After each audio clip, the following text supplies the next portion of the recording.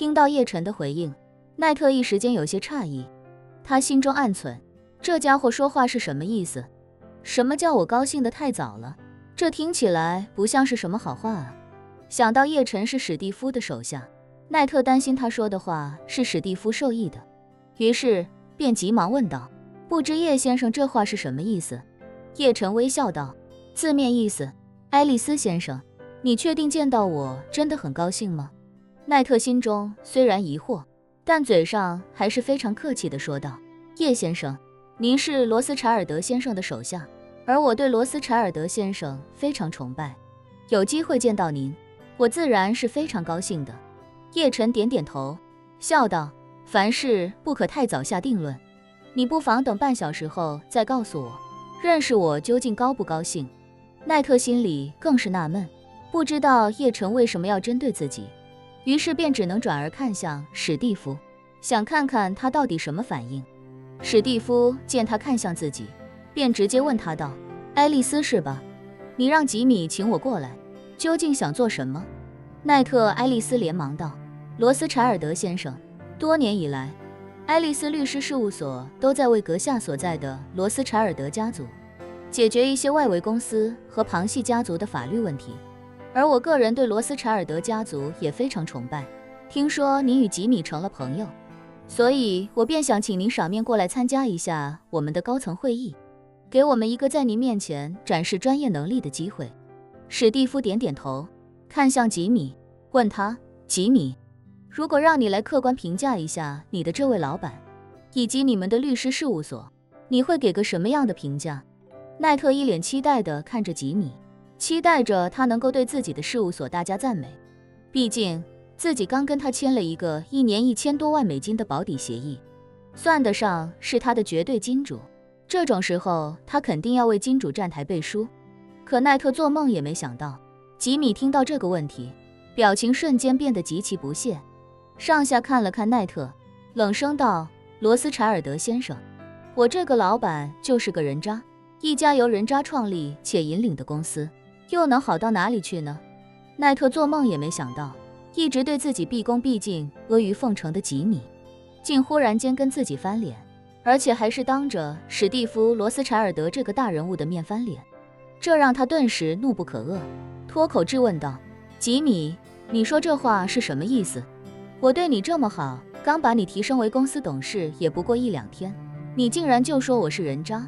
吉米讥讽道，我说你是人渣，都有些侮辱了人渣这个词，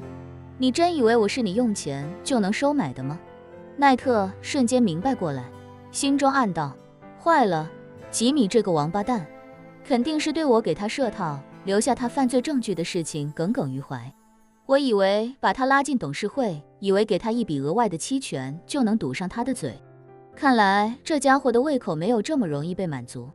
想到这里，他连忙对吉米笑道，哎呀，吉米，我知道你还对之前的事情有所芥蒂，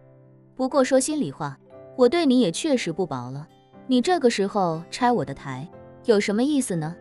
吉米冷哼一声，我这个时候拆你的台，就是希望更多人能够看到你的真面目。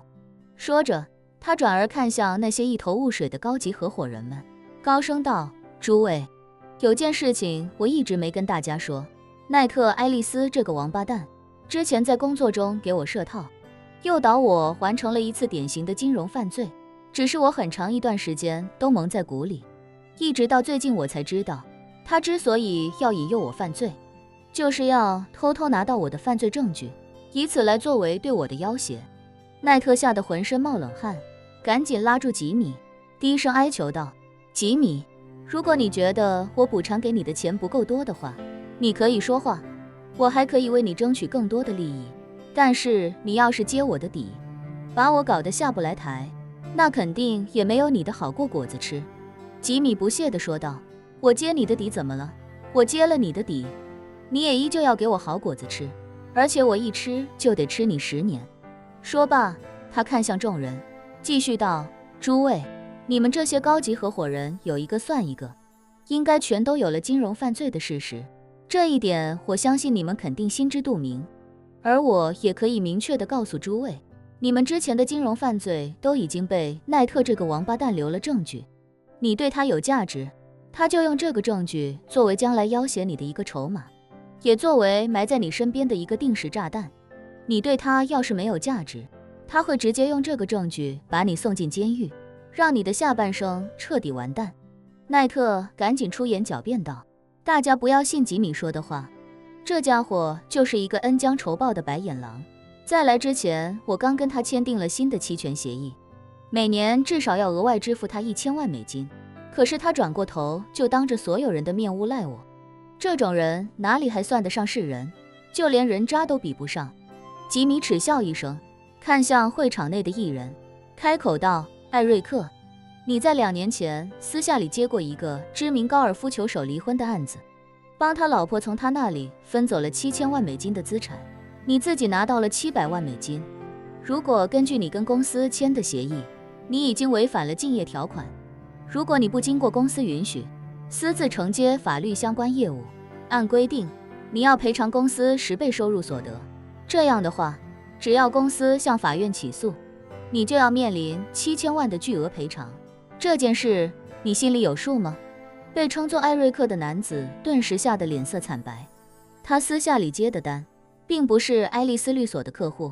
是一位朋友介绍，对方直接找上了自己。虽说他以为自己做的天衣无缝，但没想到吉米竟然准确地说出了整个案件的标的金额以及对方的身份，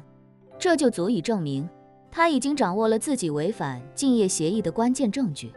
但他哪敢当着老板的面承认，于是只能装傻道，吉米，你在说什么？我怎么听不懂？吉米鄙夷地说道，你还以为这个秘密只有我知道？我告诉你吧，这个秘密是奈特告诉我的，那个找你打官司的客户，